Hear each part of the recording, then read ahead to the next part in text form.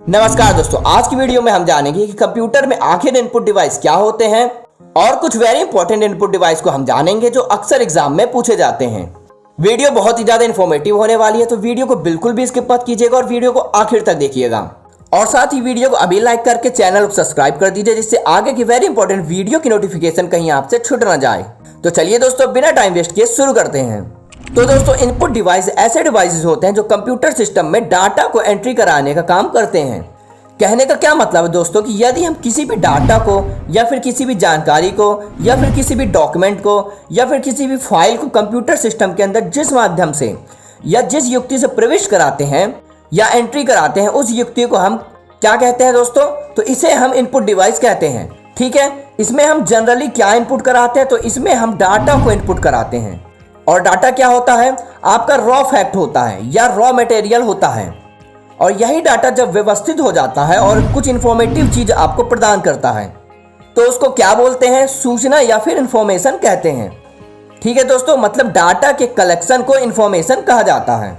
और ये जो इंफॉर्मेशन यूजर को देने की क्रिया है, ये अपना आउटपुट कहलाती है। ठीक है, क्या कहलाती है दोस्तों? तो इसे हम आउटपुट कहते हैं। तो यहाँ पर आपको क्लियर हुआ होगा कि इनपुट डिवाइस के माध्यम से हम डाटा को कंप्यूटर के अंदर प्रविष्ट कराते हैं। और आउटपुट के माध्यम से हम किसको प्राप्त करते हैं? तो आउटपुट के माध्यम से हम इंफॉर्मेशन या रिजल्ट को प्राप्त करते हैं। ठीक है दोस्तों, और इन दोनों की प्रक्रियाओं यानी इनपुट और आउटपुट के बीच में कौन सी प्रक्रिया होती है? तो आपका इनपुट और आउटपुट के बीच में कैलकुलेशन यानी प्रोसेसिंग करना होता है। ठीक है दोस्तों, तो ये प्रोसेसिंग इनपुट और आउटपुट के मध्य में होती है। ठीक है दोस्तों, तो इनपुट डिवाइस में कौन कौन से इंपॉर्टेंट डिवाइस होते हैं उसके बारे में अपन जानते हैं। तो मेरे दोस्तों, इनपुट डिवाइस को अपन दो भागों में बांट सकते हैं। पहला अपना ह्यूमन डाटा एंट्री आता है, फिर इसके बाद सोर्स डाटा एंट्री आता है। ह्यूमन डाटा एंट्री का मतलब होता है दोस्तों, जो मनुष्य या जो मानव हैं, जैसे कि अपन लोग के द्वारा डाटा की जो डायरेक्ट एंट्री कराई जाती है, उसे हम ह्यूमन डाटा एंट्री कहते हैं। और सोर्स डाटा एंट्री में किसी अदर सोर्स के द्वारा डाटा की एंट्री होती है। ठीक है, फिर इसके बाद दोस्तों ह्यूमन डाटा एंट्री को भी तीन भागों में बांटा गया है। पहला टाइप करके इनपुट देना, दूसरा पॉइंट करके इनपुट देना और तीसरा डाटा को पिक करके इनपुट देना। फिर इसके बाद टाइप करके कंप्यूटर को इनपुट देने में सबसे पहले अपना कीबोर्ड आता है। फिर दूसरे नंबर में टाइपराइटर आता है। जैसा कि आपको पता होगा कि टाइपराइटर का चलन लगभग अब ना के बराबर हो गया है। फिर इसके बाद अगर अपन पॉइंटिंग डिवाइस यानी कौन से डिवाइस से पॉइंट करके अपन इनपुट दे सकते हैं, तो सबसे पहले इसमें माउस, फिर दूसरे नंबर में जॉयस्टिक, फिर तीसरे नंबर में ट्रैक बॉल। ये तीन डिवाइस इंपॉर्टेंट होते हैं।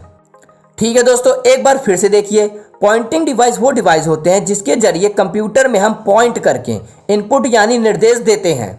इसमें मेनली तीन डिवाइस आते हैं, पहला माउस, दूसरा जॉयस्टिक और तीसरा ट्रैक बॉल। ठीक है, क्लियर है दोस्तों? तो चलिए एक एक करके जानते हैं अपन सभी इनपुट डिवाइस के बारे में। तो सबसे पहले अपना ह्यूमन डाटा एंट्री में टाइप करके इनपुट देने में कीबोर्ड आता है। जैसा कि आप अपनी स्क्रीन में देख सकते हैं और आपको पता ही है कि कीबोर्ड में हम टेक्स्ट को टाइप करके अपने कंप्यूटर को निर्देश या कमांड देते हैं। साथ ही आपको बता दूं दोस्तों, दुनिया का जो सबसे पहला कीबोर्ड था, उसे क्रिस्टोफर लैथम सोल्स ने 1868 में बनाया था, जो कि अपने पुराने टाइपराइटर के फॉर्म में था। ठीक है दोस्तों, इसके बाद अपने अगले इनपुट डिवाइस को जानते हैं। तो टाइप करके इनपुट देने की श्रेणी में दूसरे जो डिवाइस आता है वो है अपना टाइपराइटर। दोस्तों, आपको बता दो, टाइपराइटर का चलन अब बिल्कुल भी नहीं रह गया है, फिर भी कहीं ना कहीं सरकारी विभागों में इसका इस्तेमाल किया जाता है। इसीलिए इसके बारे में हमें ज़्यादा जानने की ज़रूरत अब नहीं रह गई है।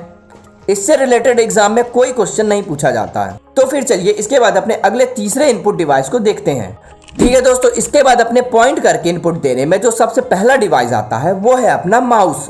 दोस्तों, माउस प्रेजेंट टाइम में सबसे ज़्यादा प्रचलित पॉइंटर डिवाइस है। इसका प्रयोग दोस्तों चित्र या ग्राफिक्स बनाने के साथ साथ किसी बटन या मेन्यू पर क्लिक करने के लिए किया जाता है। ठीक है दोस्तों, इसकी सहायता से हम कीबोर्ड का प्रयोग किए बिना अपने पीसी को नियंत्रित कर सकते हैं। तो दोस्तों, जैसे ही हम माउस को अपने सिस्टम में कनेक्ट करते हैं, तो आपने देखा होगा हमारी डेस्कटॉप स्क्रीन पर एक पॉइंटर आ जाता है। उसी पॉइंटर की सहायता से हम अपने सारे डेस्कटॉप के आइकन को खोल सकते हैं या बंद कर सकते हैं, या फिर उसमें हम कोई भी काम कर सकते हैं।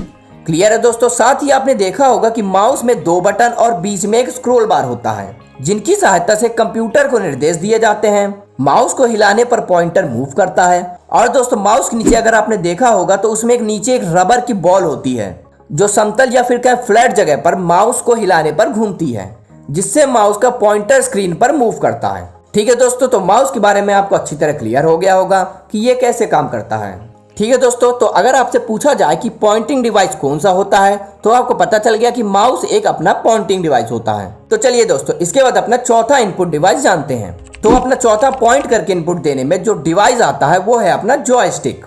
तो दोस्तों, इसका प्रयोग प्रायः वीडियो गेम्स खेलने के लिए बच्चों के काम आता है।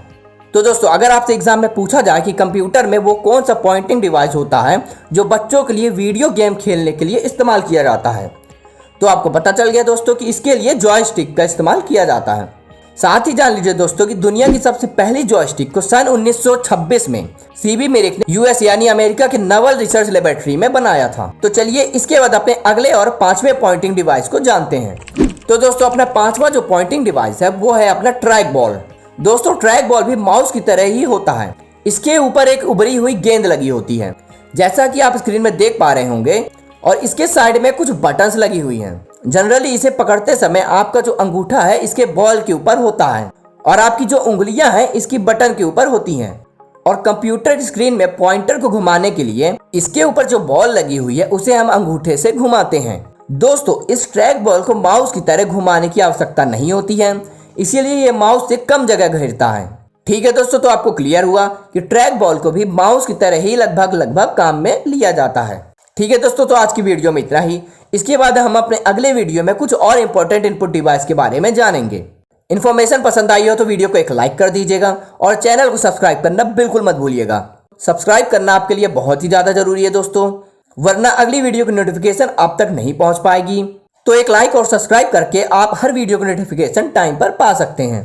ठीक है दोस्तों, तो चलिए मिलते हैं अपने इनपुट डिवाइस के सेकंड पार्ट में। जब तक के लिए आप सब अपना ख्याल रखिएगा।